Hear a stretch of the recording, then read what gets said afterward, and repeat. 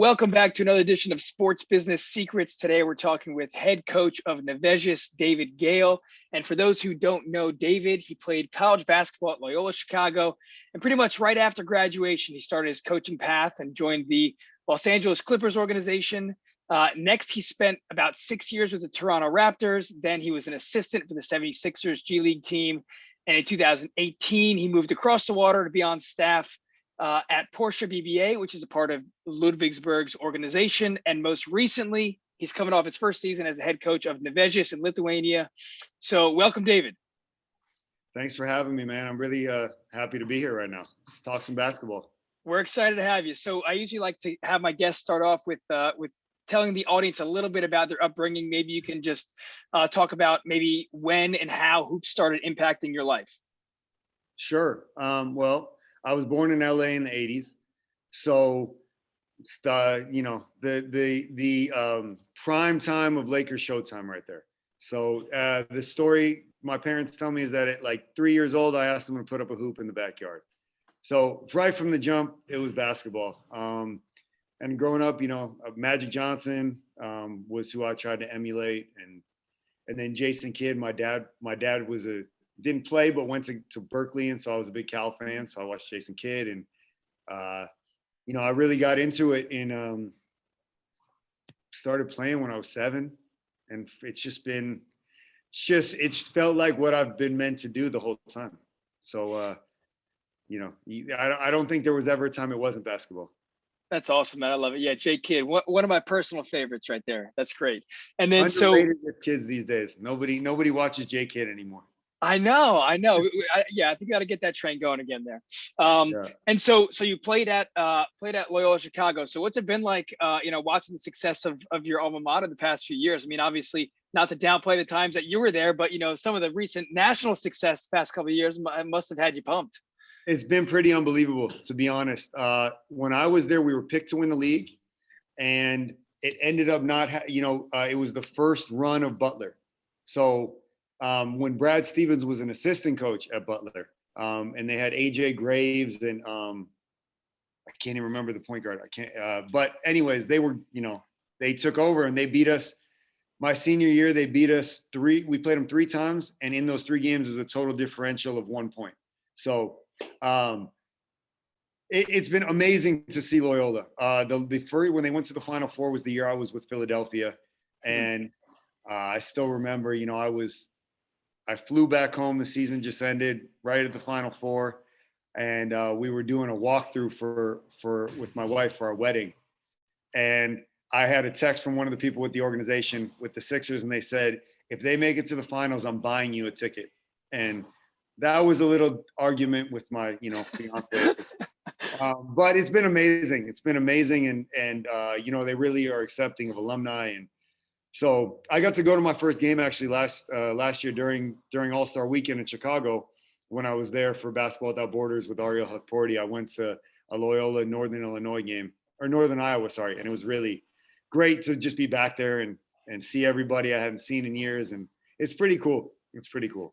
That's awesome, man. So right after you graduated, so it was a year, like right after you graduated, it was that year, right? You went right into coaching. So walk me through that process. Like, was there a point when you were playing when you were like, hey, I want to play at the next level? Or did you always kind of have that feeling like, look, coaching's where I want to be? Walk me through that transition. So it's funny. My mom used to tell me when I was in high school that I'd be a great coach someday. And I was like, no, I don't want to do that. That's not for me. And, growing up, when I grew up, Jerry Maguire had just come out, right? So when I went to Loyola, I actually went for sports management, and I wanted to be an agent.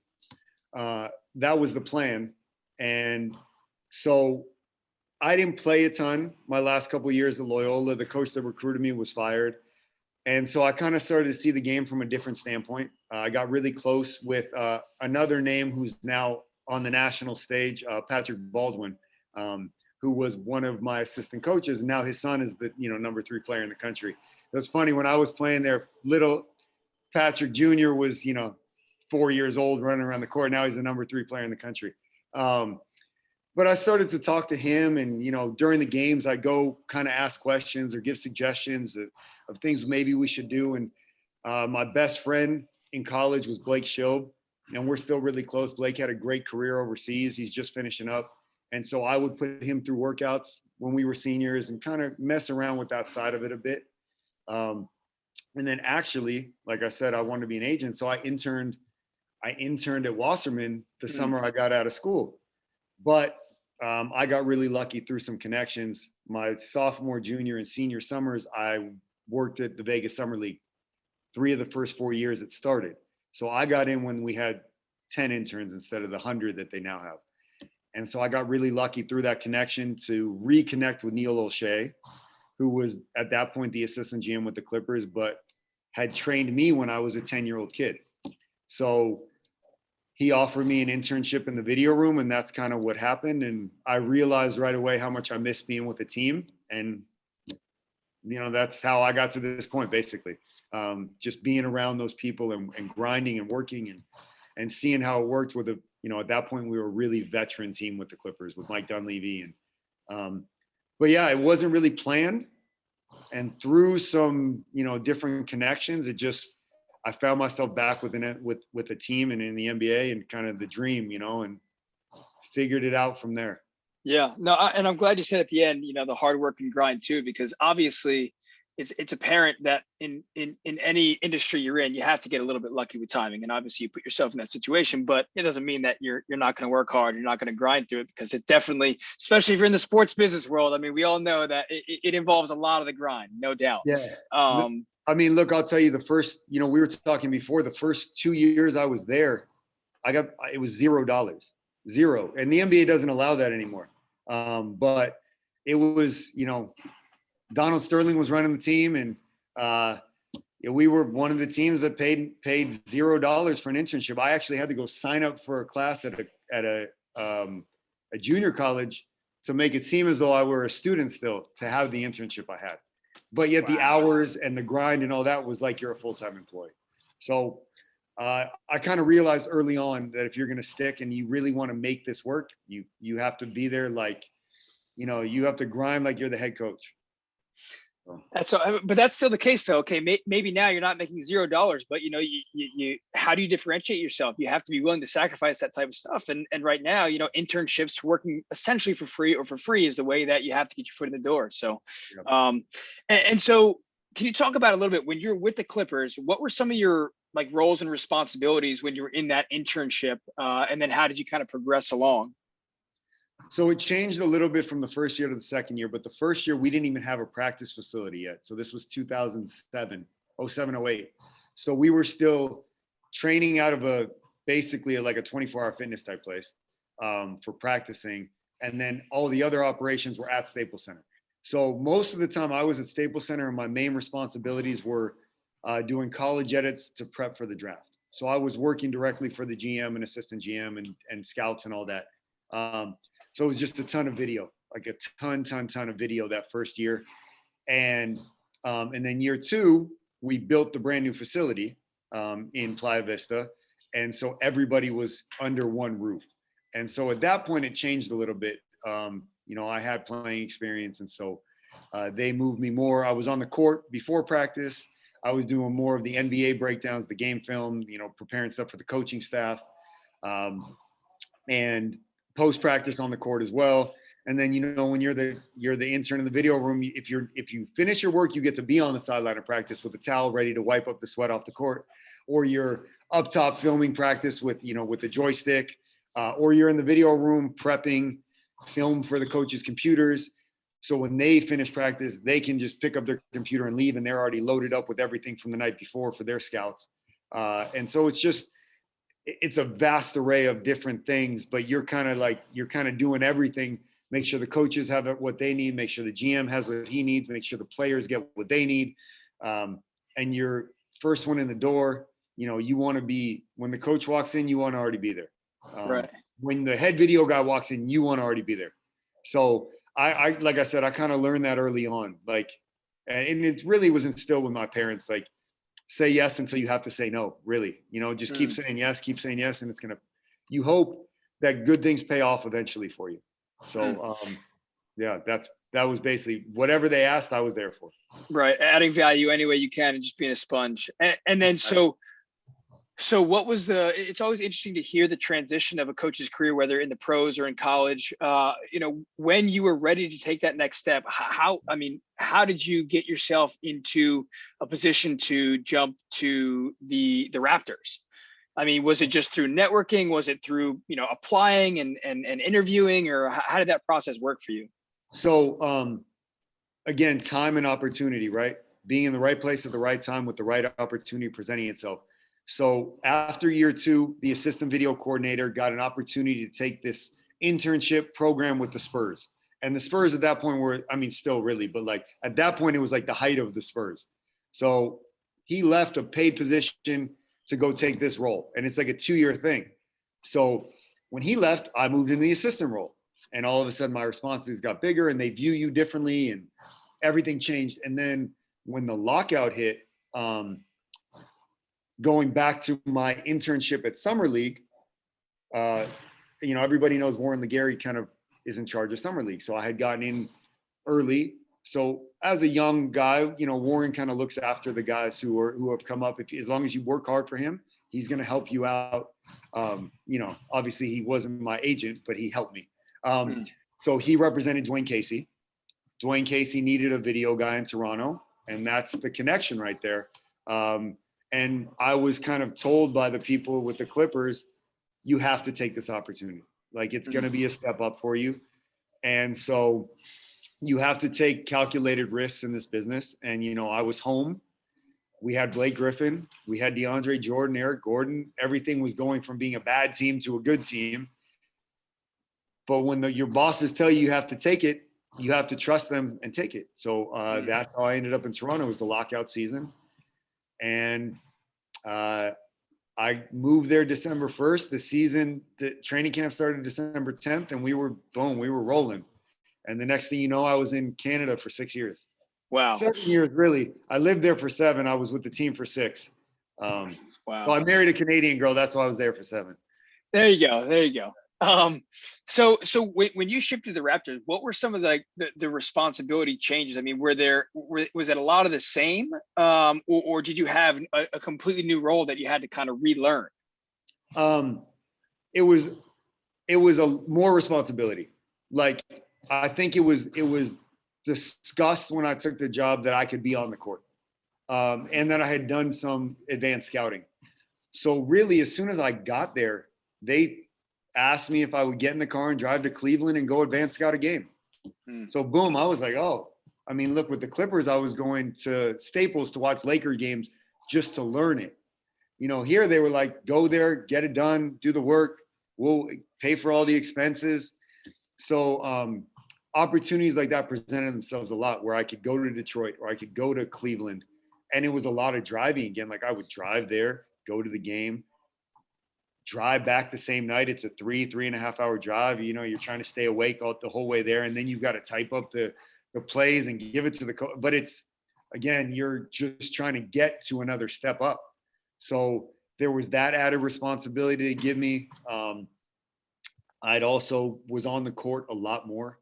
I had coaches that trusted me to help them out. And really the biggest advantage was we had so many players from Los Angeles, where I'm from, that in the summertime, one of our assistant coaches is also from LA. Now Eric Hughes, he's now with the 76ers. He would come back and he trained DeMar, Amir Johnson, eventually Terrence Ross. Who else do we have? Ed Davis would come to LA, Landry Fields. The list went on of guys that were just in LA all summer. And so it was just, he was training them and I was his guy on the court. And so you start to get the trust of these guys. And then I remember when Eric left and I'd call him, I say, hey, E, I'm putting a workout together. Can you look it over for me and tell me? He's like, oh, you know it. You've watched it. You've been there. You've done it with me. You're good. And so the biggest thing to me was the added responsibility and the trust.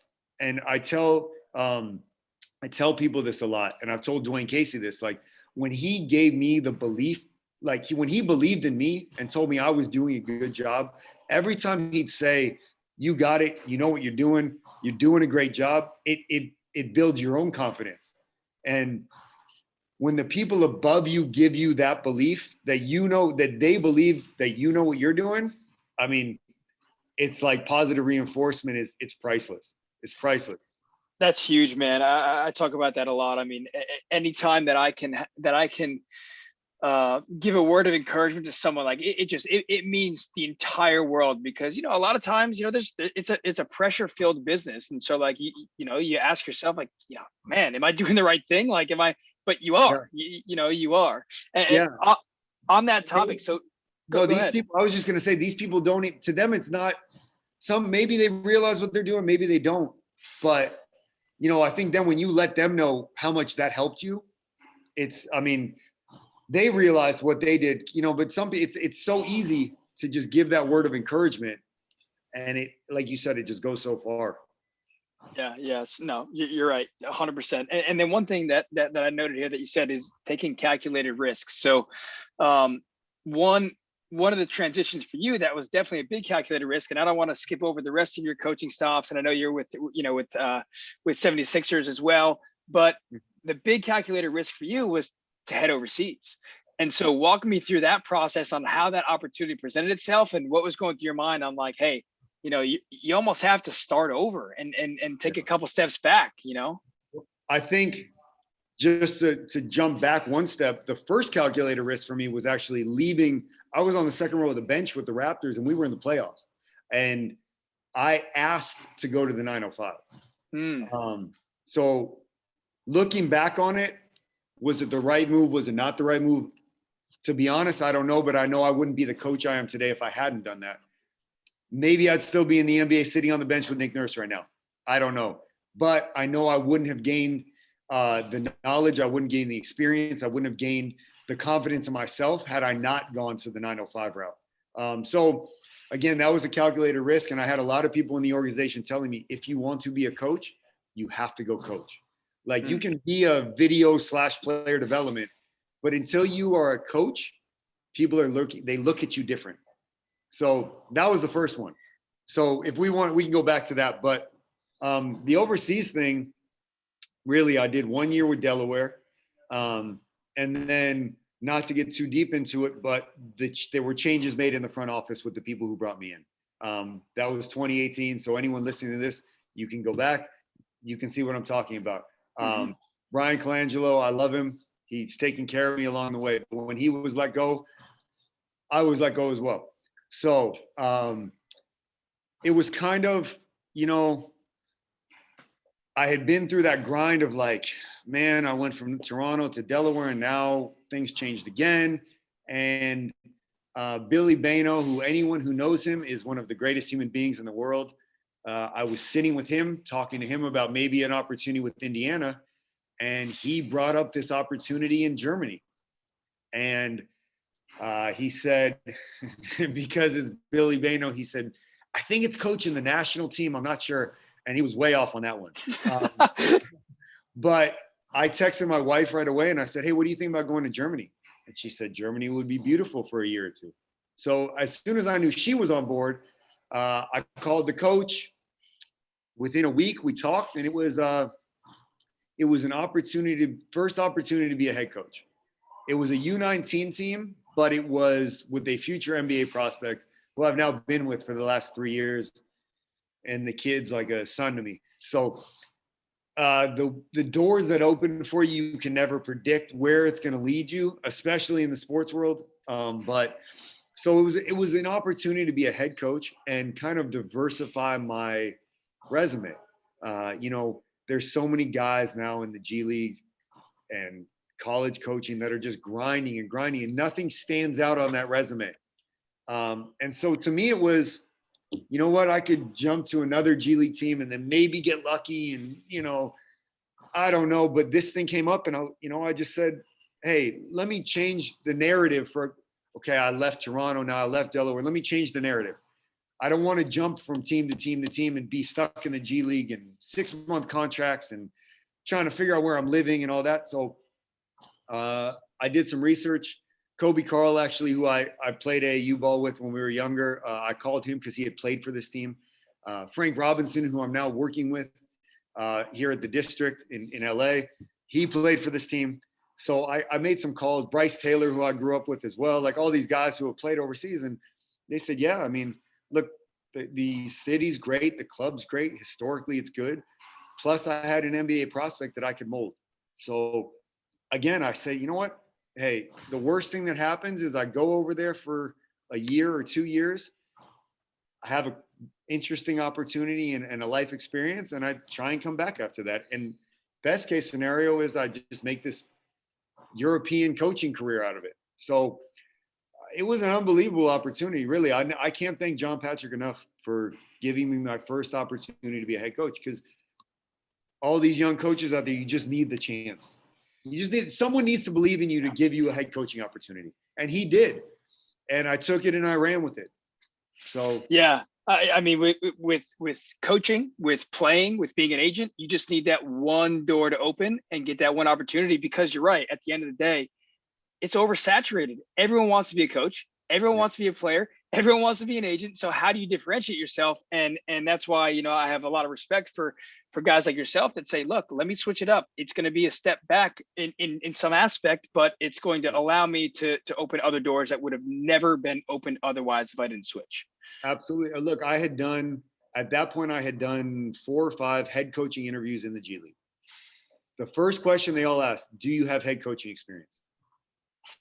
So now, I mean, like that was my thought. Okay, now, yes, yeah, I have head coaching experience. Okay, now what's the next question? You know, because as soon as you'd say no, but you know, I coached the youth team in a tournament here, you discount yourself right off the bat, and it makes it harder. It's an uphill climb. So Definitely. to be like, it goes back to what they told me in Toronto. To be a coach, you have to coach. You know, Yep. Be a head coach, you have to have been a head coach, which is crazy as it sounds, you know, but that's the way it works now. So Yeah. And then so let's talk a little bit about the next stop over there, which was this year in Lithuania, yeah. right? So you were kind of thrown into the mix, obviously in the middle of the season, but you got your first, first division head coaching job opportunity in an unbelievably talented league, going against some big dogs, some EuroLeague teams. So how different was that, and how did you kind of prepare for that different style of play? So my thought process the whole time throughout quarantine was get back to the NBA. Like I walked away from Germany. They offered me a 2-year extension. Didn't want to do it. Wanted to come back to America. And I had some opportunities. And then because of the G League bubble and what that meant for certain teams, some teams I was communicating with that I was going to have opportunities with just didn't play. So those disappeared. And right when that happened, they called me in Lithuania. And so I jumped on it. I can't say this enough to young coaches. When the opportunity presents itself, take advantage of every connection you have there, every single one, because opportunities do not come along very often. So Lithuania, boom, Jonas Valanciunas. You know, I called Jonas right away, said, hey man, can you help me with this?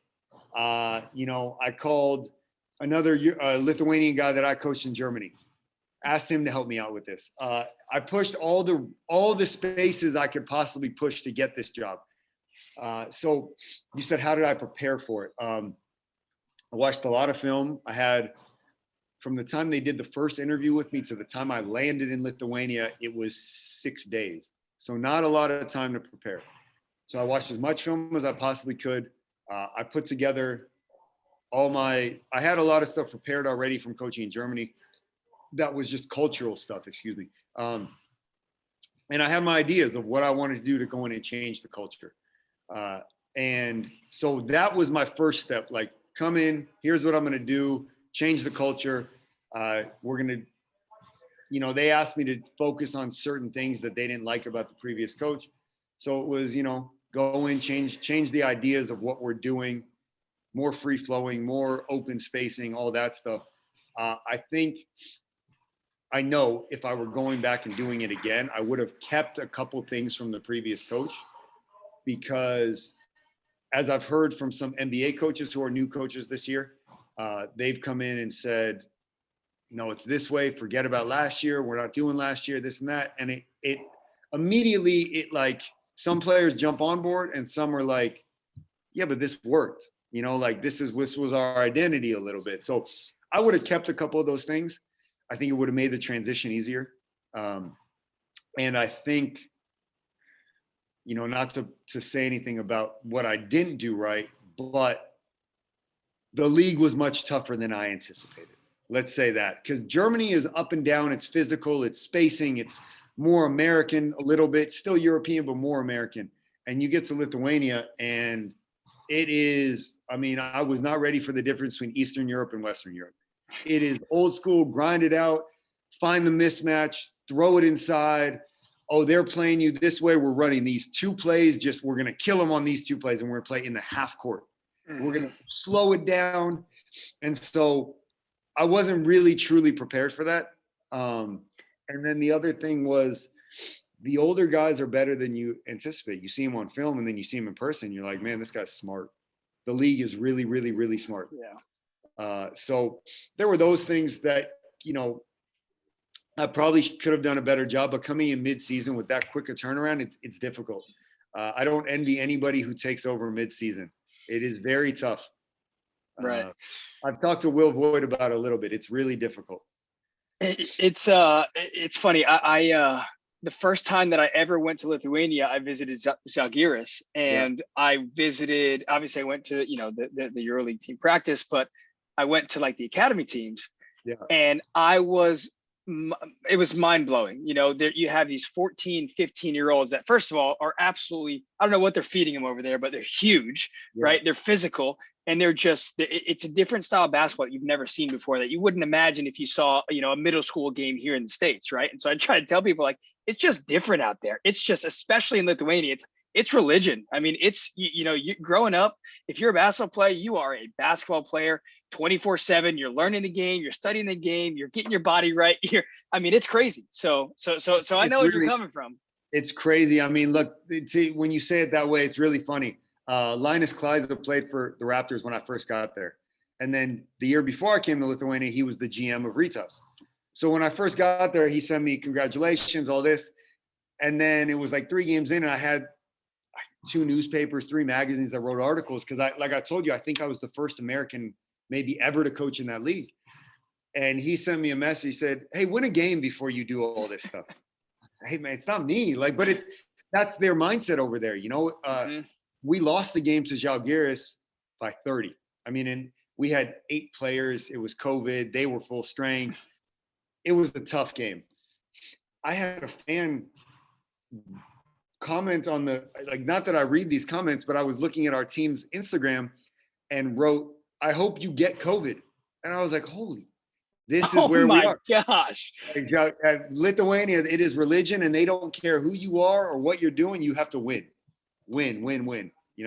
So it was a different experience, but great. I'm better for it. I know that. Definitely. But, I love it, man. Like you said, one door closes for all you young coaches. One door closes, another will open. And when it does open, even if it's just that little crack, you better kick through that door and take that opportunity, because they don't come often. They do not. They're, take advantage of every opportunity you can. And so we talked a lot about basically your entire coaching career thus far. And so you've coached some really talented players.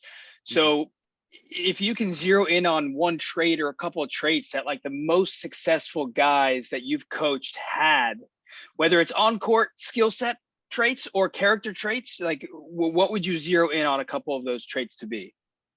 So the first couple guys that come to mind are the guys that are the hardest workers, like just the dogs that just don't miss a day. When they're in the gym, they just want to keep going. Or they have their routine and I'm going to get it in. I'm going to do my routine. I'm going to leave, and they take advantage of their time. So it's the guys that really, the ones that are more organized, that have a routine, that wake up, they have their breakfast, they go to the gym, they do their thing. And then, the guys you think of are like DeMar DeRozan, Kyle Lowry, Blake Griffin, Norman Powell.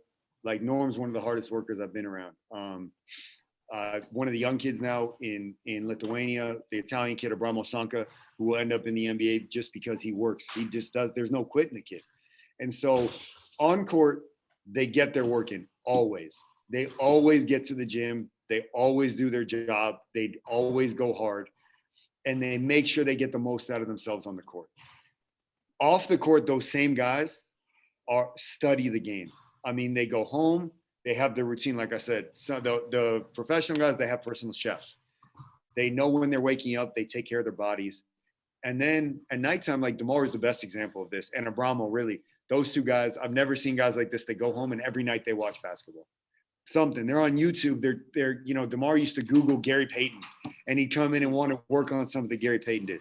Or like Abramo would watch the EuroLeague Final Four from 2015 just because, so and Abramo wants to know the guys that he plays like who should I watch? Who should I tailor my game after? So it's really no secret to me. There's no secret. It's hard work, and it's every single day you're doing something to get better at your craft. Those are the guys that stand out to me. And then there's a couple other unique guys that are just this, they're interested in so many things, and they're really funny, like really funny guys. And so a coach said to me when I was really young, Dean Demopoulos, who was a legendary college coach in Philadelphia, was with the Sonics, the Clippers, the Blazers. He said to me, we were talking about DeAndre Jordan. He said, DeAndre is too funny to be stupid. Like, he's a really smart guy. He's too funny not to be intelligent. And you saw it, like, as he got older, he started making reads. He saw the defense. So there's these unique guys that are like, they're funny. People gravitate towards them. They've got these unique personalities. They're interested in so many things off the court. Patrick Patterson's another guy like that, where he's in movies. Like, I'm really close to Pat. Terrence Ross is doing podcasts. He's in UFC. He's like, they do all this different stuff. And because of that, they're like, their mind works differently. Right. So even the other young kid, Ariel Hukporti, is the same way. He's interested in so many things, and you just gravitate to him. And you want to be around him. So like these guys, some of them, you push them more, but it's because their personalities are so unique that they end up getting the best out of their coaches because you just want to be around them more. So I'd say those two things, either you're a hard worker or you're like this special personality. And I love that, man. I think it's refreshing to hear from you as well, because I like to say when I recruit, no shit, I want to recruit a good basketball player, right, and a hard worker. But like, if you're putting your whole entire, like, there's one thing to like love it and live it 24/7, but if you're putting all your eggs in one basket and you just don't have any sort of interest in anything else in life, I mean, I'm not really attracted to that. Like, if you have other interests, if you have other hobbies, like, that makes you a well-rounded individual. And that's something that me as an agent, at least, I like. And obviously coaches look for that too. So just for anyone listening that's an aspiring pro or collegiate athlete or whatever, I love it, man. No, that's awesome. Yeah, I mean, I think teams look for it too. Teams want to know, what do you do in your free time? Like every scout that calls me to talk about these young players, they want to know, what do they do with their free time? Are they just playing video games all the time? What's their family life like? How did they grow up? What are their interests outside of basketball? That's all these teams care about, really. Like, they can make their own decisions about your basketball IQ and all that, but they want to know, what are you doing outside of the game? So I think that's why you see the game going so many more places with these players, investing in different ventures and being much more well-rounded individuals. Yeah, I agree. And I don't think that's changing anytime soon. That's for sure. So awesome, man. Only getting more diverse, for sure. So I have one last main question for you here, because we touched on a lot of topics that I wanted to talk about already. Is and obviously you already answered this a couple of times, I think, but any last advice for aspiring coaches that want to not necessarily coach overseas or in the NBA specifically, but just aspiring coaches? They just want to coach basketball at the highest level, whatever that level is to them. What's a piece of advice you have for them? So I think it was my guy, Ryan Pannone, that everybody knows, that said this at the end of a podcast. I can't remember what podcast it was, but he said, don't let the money determine what job you take, as long as you can take a job and the money is not the most important thing, do that. Now, at some point it becomes important, obviously. I had a coach tell me one time, we were talking about, his contract extension and my extension. I say, coach, like, to me, like, the money's not the most important thing. He goes, yeah, but it's a little important. This was a head coach in the NBA. Yeah, but it matters a little bit. So that would be the first advice. The second thing I would say is, my dad told me this when I was a young kid playing AAU ball. Just say yes until you have to say no. I said that already once. Say yes until you have to say no. If you have, for example, you're lucky enough to have two different teams that are interested in you, say yes to both of them until they need an answer. Play it out. See what they offer, right? See every opportunity, what it brings. And then if you have to say no eventually, okay, but you didn't burn any bridges, right? Don't burn your bridges ever. And I think the last thing that I would say, advice, that learn as much as you can, whatever that means. Like, if you have the opportunity to go be on a court with an NBA coach, go there. If they're paying you, if they're not paying you, whatever, go. If you can jump on a Zoom clinic thing, like, listen to it, take what you take from it. Maybe you don't take a ton, but you get a little bit. I've spent all this time in Europe driving all over the place now, right? Like driving in the gym and whatever. I've gotten way more into podcasts and different types of podcasts. And one of them, a plug for my buddy, Kobe Carl, The Curious Leader, and his father's podcast, basketball. I can't remember what it's called, but if you listen to his, The Curious Leader, it's unbelievable, man. The things they talk about that are basketball related, but mindfulness. I mean, mindfulness is a catchy word now, but it's like all these different ways to look at coaching and ways that players learn. And if you can differentiate yourself in that way, like, if you're different the way you teach, and you know how people learn, and you know what triggers them, and you know how to get their attention, and their really, now it's with players, it's, you have to know how to connect with them. So if you can figure out how they learn and how their brains work, and that helps you connect with these guys, that's really what it is now with player development and coaching. If you can't connect with these guys, you can't coach. I'm like, maybe 6 foot on a good day, white Jewish kid from the Valley in LA. And I could pick up the phone and call DeMar DeRozan right now. And we grew up in completely different backgrounds. And, you just figure out ways to connect with these guys. So that, to me, is finding ways to connect as a young coach. That's the most important thing. Tremendous advice. And I already wrote down, even before you said it again, that say yes until you have to say no. I love that one, man. That's such good advice. Yeah, I don't know if the people who are hiring you like that one, but hey, you got to look out for yourself sometimes too, right? Definitely, man. So, man, this is awesome. Before we officially wrap up here, I like to end things with what I call a sports business lightning round. So I'm just going to fire a bunch of questions at you. You got to hit me with the first thing that comes to your mind. Okay. Here we go. Favorite color? Maroon, Loyola Chicago. And nice. I forgot to mention him earlier, Brewster Academy. Another one. Yeah. Most points you've ever scored in a game in your life? 39. Pizza or pasta? Game. Oh, nice. Pizza or pasta? I'm vegan now, so I will say pasta. Protein pastas, edamame, lentils, filled with a bunch of veggies. Nice. MJ or LeBron? Ooh, MJ. I was born in 84. Got to be MJ. Got to be. One of the coolest cities in the world that you've been to? Ooh, that is a loaded question. I'm going to say Toronto because I love it. I lived there for 7 years. It is one of the most underrated cities in the world. Toronto is off the charts. But my wife and I went and took a vacation in Sud Tirol in the Alps in Italy. And if you ever have the opportunity to go there, it is one of the most beautiful places I've ever been. Love that. Yep. 100%. And I've actually gotten that Toronto answer from a handful of guests. So Toronto is definitely underrated. Amazing city for so many reasons that I won't go into. What is something that you're really bad at? Oh man. What is something I'm really being brief. That's a good one. What's one of your biggest strengths? I think my ability to connect with people.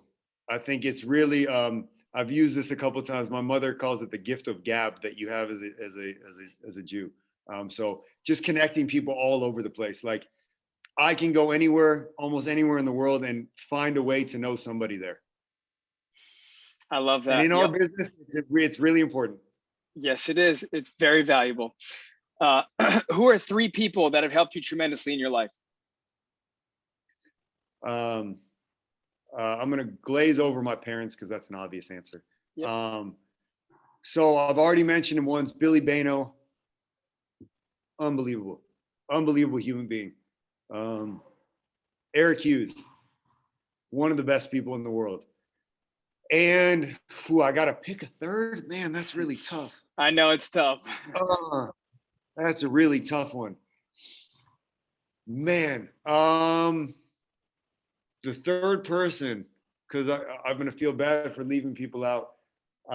I will say Mark Eversley, the current GM of the Bulls.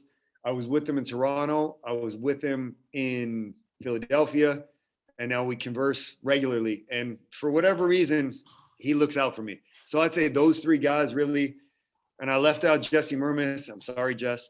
But those three really kept me in line when I had the opportunity to, be a dumb kid in the NBA. So they have kept me the straight and narrow. Great. What was your first ever job? My first ever job. I was a camp counselor / referee / coach at a double pump shootout. Back in the day when they used to do their camps and all that stuff. That was my first job. And I believe, that's a lie. My first job was I had a lemonade stand outside my parents' house. There it is. Nice. That was the first job. Yeah. If you could have a superpower, what would it be? Man, this is funny. Talked to someone about this, and we were going back and forth between invisibility and flying. And it's debatable. It's how fast can you fly? Invisibility is going to get you in a lot of trouble, I think. So I would say either, depending on how fast you can fly, either time travel or flying. Those would be my two choices. I got to say two. Got it.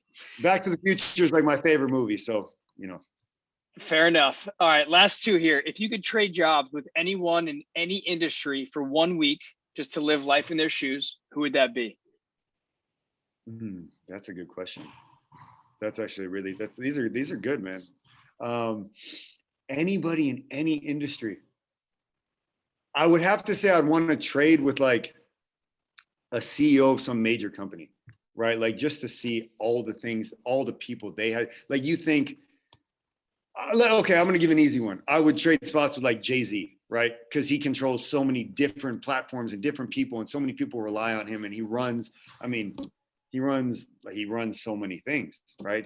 So I would love to do that just to see, because you think, I'd love to be Jay-Z, right? But I'm sure more money, more problems, right? That's right. You've got a million people pulling you in a million directions. And I would just love to see all the things that go into being a mogul like that. Mm-hmm. That's a great one. And last one here. If you could turn back time and talk to 18-year-old David, what would you tell him? Stop being so dumb. 18-year-old, man, I would really say all kids at 18, like you do things that you look back and you're like, man, I'm just glad I'm still alive. So, you're a kid. I was in Chicago. I was at Brewster Academy. I was in Chicago. I was with the Clippers. I would say, look, just all the peripheral stuff is not important.